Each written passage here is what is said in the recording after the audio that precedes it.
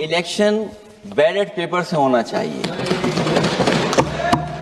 और इसलिए होना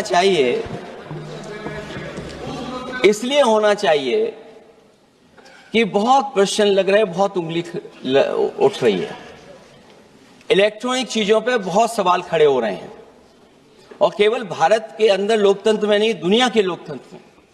और ये जो लोग कुछ कह रहे हैं इलेक्ट्रॉनिक की बात और टेक्नोलॉजी की बात कर रहे हैं, मैं उनसे कहना चाहता हूं कि भारत और जर्मनी की तुलना कर लें, भारत और अमेरिका की तुलना कर लें, भारत की और जापान की तुलना कर लें, हम कहां खड़े हैं।